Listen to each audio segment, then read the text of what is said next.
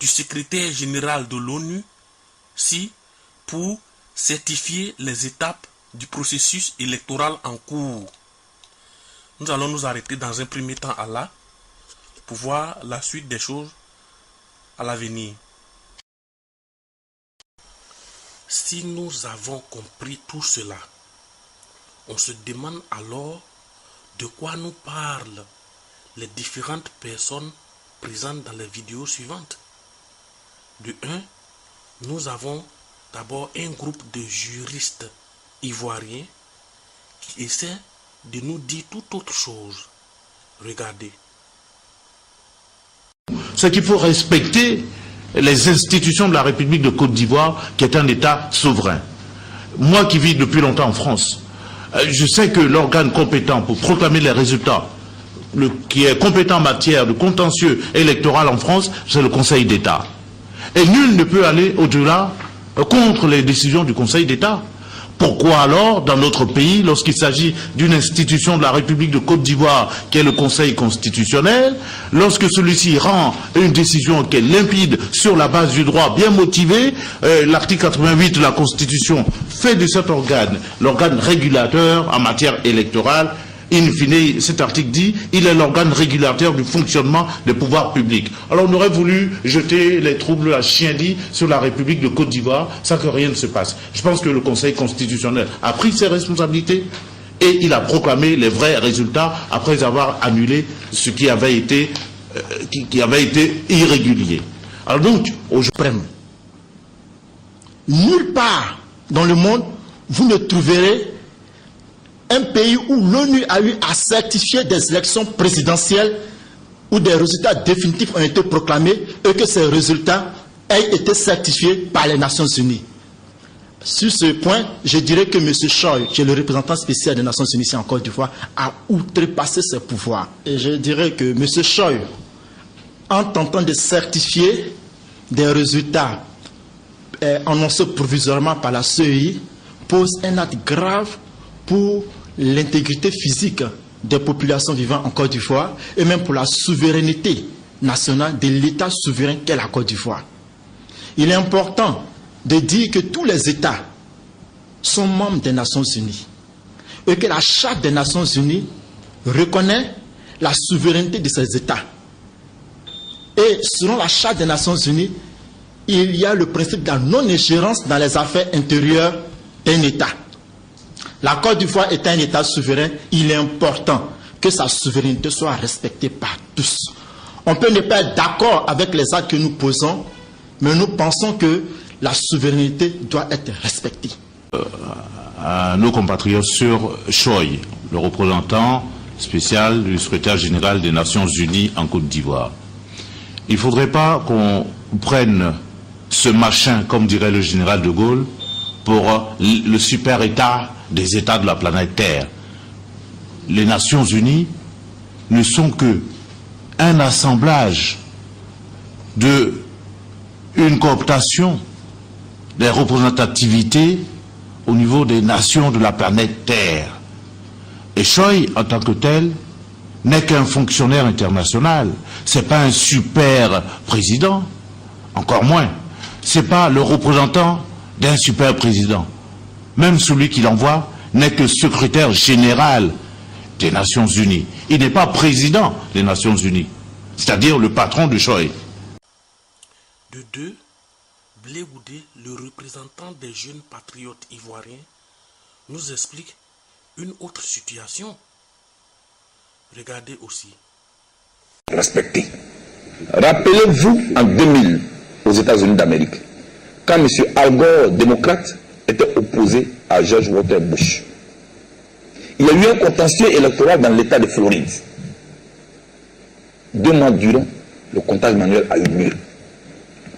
Le contentieux transmis à la Cour suprême américaine a été tranché en faveur du candidat Bush. Une fois la décision de la Cour suprême rendue, M. Al Gore a dit « Je me soumets et je respecte la loi américaine ». Ainsi donc, George Walker Bush a été déclaré vainqueur. Et l'Amérique a continué de fonctionner. Je souhaite que nous, Africains, nous puissions nous accommoder au respect des différentes lois que nous sommes attribuées nous-mêmes.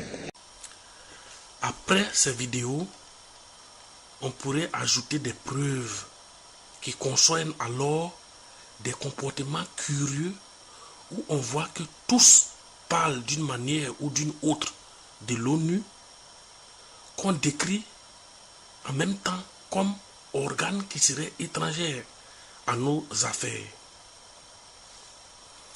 Pourquoi ici, M. Afinguessan, qui est un membre éminent du FPI, le parti au pouvoir, cherche à rencontrer l'ONU dans cette vidéo pour une affaire qui, soi-disant, ne regarde pas du tout l'ONU?